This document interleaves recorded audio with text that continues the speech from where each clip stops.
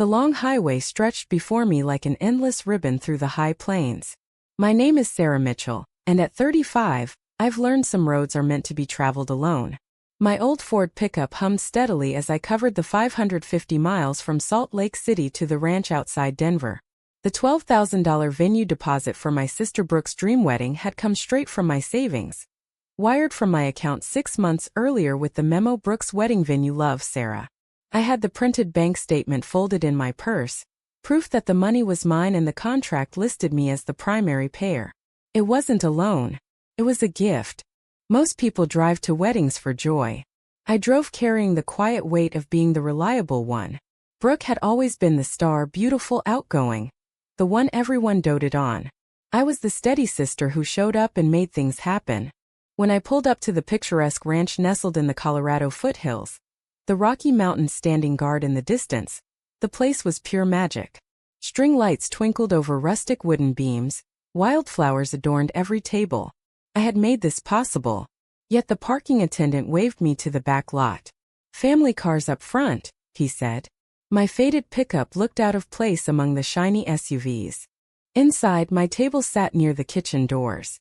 The place card simply read Sarah Mitchell. No special note, but the position spoke volumes. The slideshow played beautiful moments of Brooke's life. Not one photo included me. Toasts praised her supportive family, but my name was never mentioned. Cousin Mark even joked, "Some people just know how to show up without the heavy lifting." The words stung, but I stayed quiet, sipping water and remembering the late nights after my double shifts as a nurse, the lunches I skipped, the vacations I canceled so I could send that transfer. In families, we say blood is thicker than water, but sometimes it feels like your contributions only matter until the party starts. As Brooke gave her toast, thanking everyone except the one person who had covered the non-refundable deposit, something inside me shifted. Not anger, but clarity.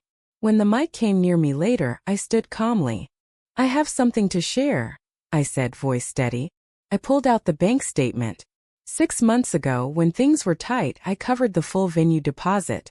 Not because I had to, but because I love my sister and wanted her day to be perfect. This wasn't for recognition. It was for family. But respect? That should be free. The room fell silent. Brooke's face paled. Guests whispered. She stepped down, tears in her eyes, and walked straight to me. "Sarah, I had no idea how much you sacrificed. I've been so wrapped up in the wedding I took you for granted. I'm so sorry." We stepped outside under the stars. By the wooden fence, Brooke hugged me tight. "You've always been there, and I made you feel invisible. I was wrong." I held her back. "I don't want thanks, Brooke. I want us to be real sisters, ones who see each other, not just the highlights." We talked for a long time. She admitted the pressure of being the golden child had made her blind. I shared how her words hurt. By the end, we both cried, but it felt like healing. I drove home the next morning not with bitterness, but with hope. Family isn't perfect, and sometimes the ones closest to us hurt us the most. But the real lesson? Speaking your truth with love can rebuild what silence breaks. Gratitude isn't just polite. It's the glue that holds us together. From now on, I'd show up for myself first, and invite the people I love to meet me there.